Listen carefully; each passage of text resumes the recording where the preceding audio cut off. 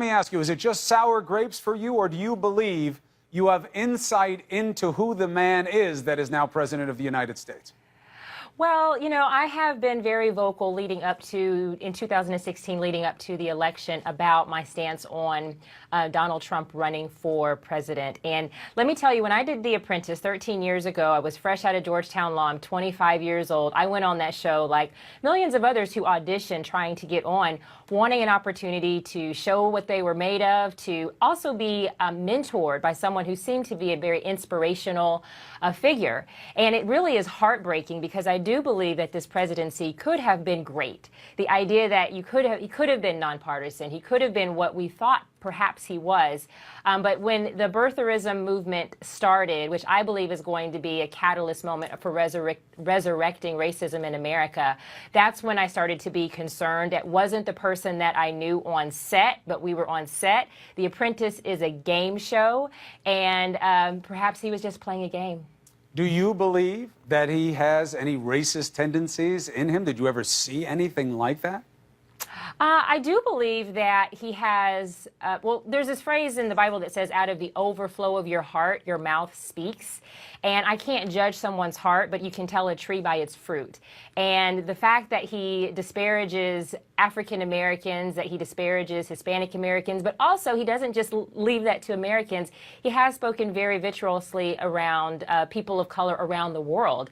That's something that we should pay attention to. And, Martin Luther King has said that it's not the words of our enemies that we will remember, but the silence of our friends. And what concerns me are the people who are remaining silent, particularly evangelical leaders in this country who have chosen to stand very close to him. And I think it creates a challenge where we kind of begin to believe and showcase that Christianity and racism can coexist, and that's dangerous. That's territory that I don't think that the evangelical leadership realizes that they're crossing into territory that it may take us decades to get back from. Well, also, I think you're seeing what matters most in politicians to certain members of that voting group, which is the ultimate positions. Who do they get on the court?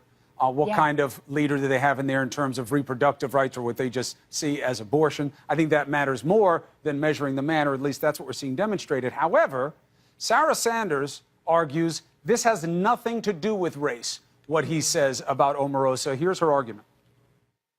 This has absolutely nothing to do with race and everything to do with the president calling out someone's lack of integrity. Basically, the argument is, it's not because she's black. He's mean to everybody. He's an equal opportunity hater. Yeah, well, he is a hater. He is aggressive, I'll put it that way, when it comes to people who he feels are disloyal and who do not conform with the protocol that is what is required to operate in the orbit, in the ecosystem of the Trump life.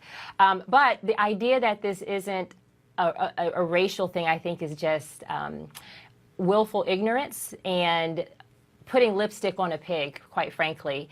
The reality is that there are certain phrases that when they are directed towards African Americans, it does resurrect very painful memories. My parents, just one generation ago, the same generation that Trump was in, were using segregated bathrooms. To not have the emotional intelligence in 2018 to understand that calling a woman of color, a black woman, a dog, that's not filthy, that's not foul, and that it's not racially insensitive. 1 year from the anniversary of Charlottesville, where a woman lost her life, to not understand that, and the idea that we keep glossing over it. A lot of people say, well, I don't like what Trump says, I don't like how he says it, but you are willing to allow it. And we've traded decorum, we've traded decency for power and an agenda. And look, I get that there are people all across the aisle who have very strong religious beliefs. I'm a woman of faith, I'm never shy about that. But I also believe that there is a responsibility to speak up, because what we're doing is we're actually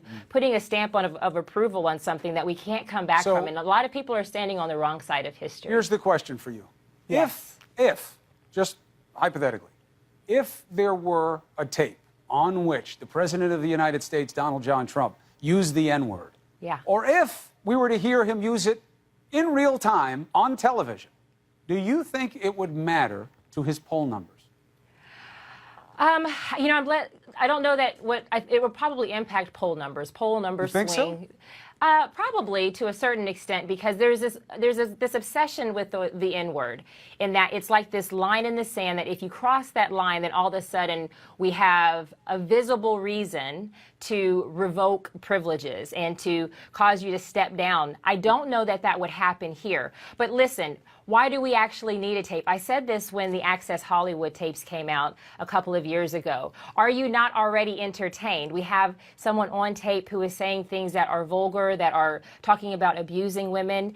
We've heard what he has said about African Americans calling NFL players SOBs, which is, there's a deep history of white men in power calling black males SOBs.